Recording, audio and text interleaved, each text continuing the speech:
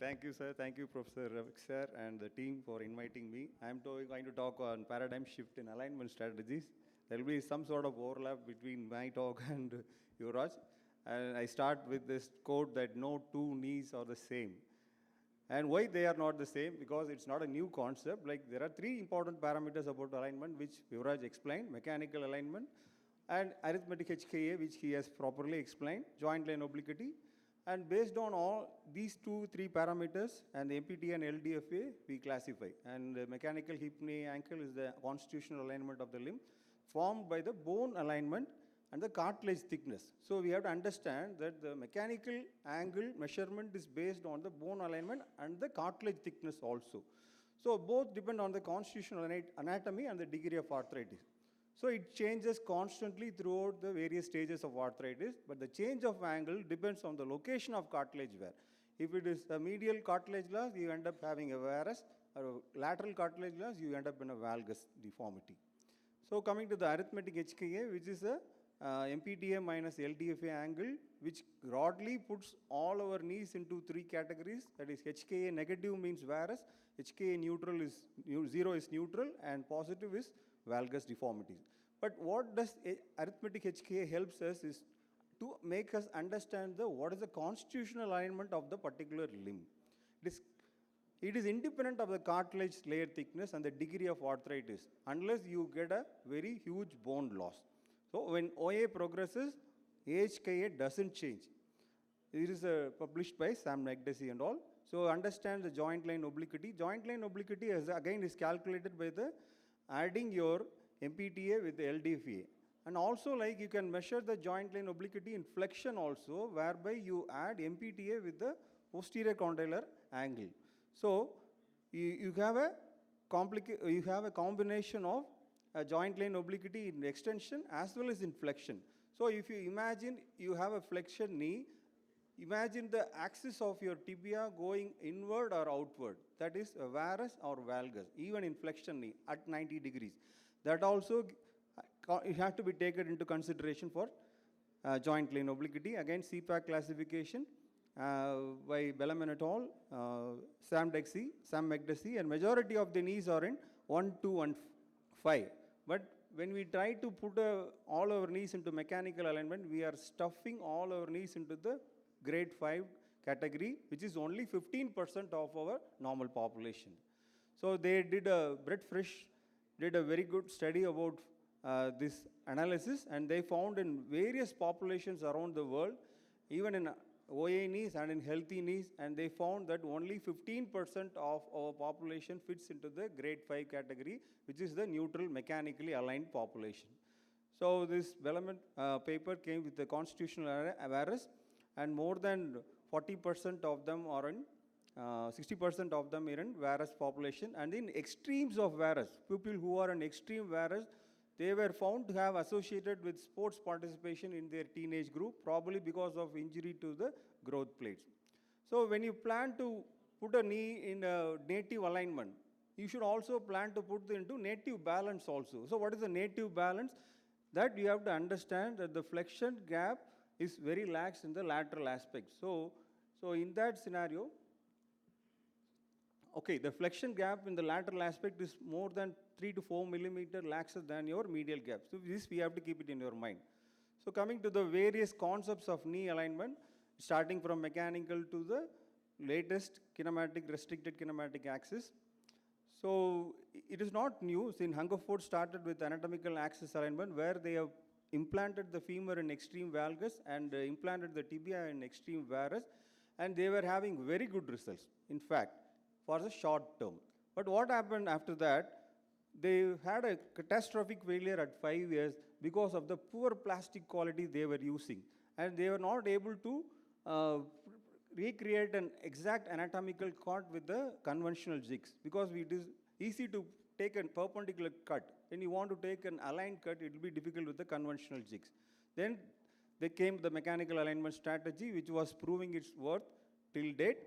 And they used two philosophies, gap balancing and measured resection, to put the implants into mechanically aligned ways.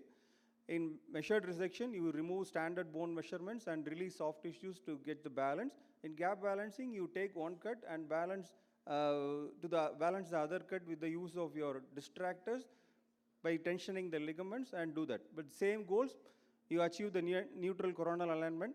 The aim is to have a balanced flexion extension gap.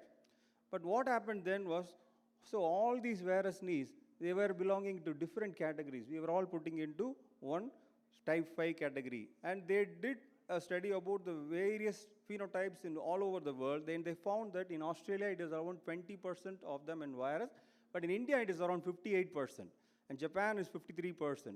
So with our population largely falling into type 1, how are we going to put these knees into mechanical alignment? Then came the concept of 3D CPAC.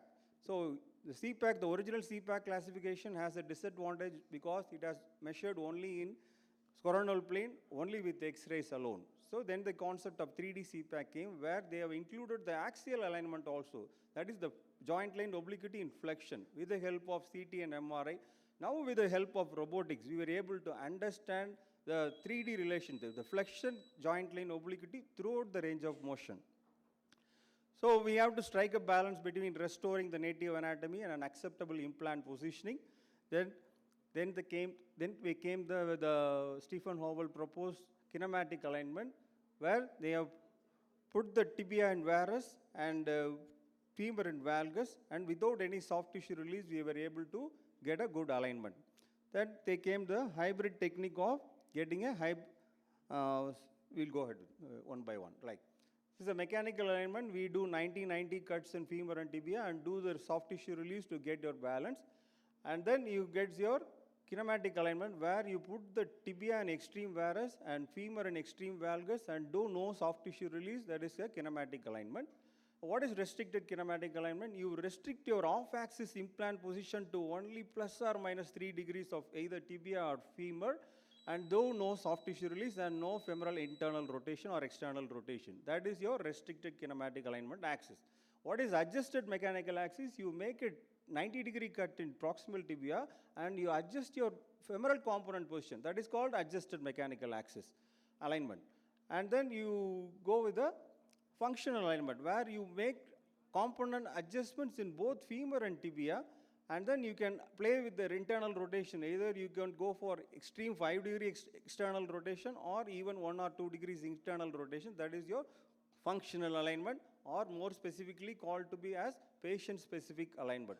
So all these patient-specific alignment, functional alignments has to be done only with the help of robotics or something. So this is on biomechanical studies favoring kinematic alignment over mechanical alignment. In this study, they found there is an increased medial compartment pressure and MCL pressure in patients who are put on mechanical alignment knees, both in CR and PS knee.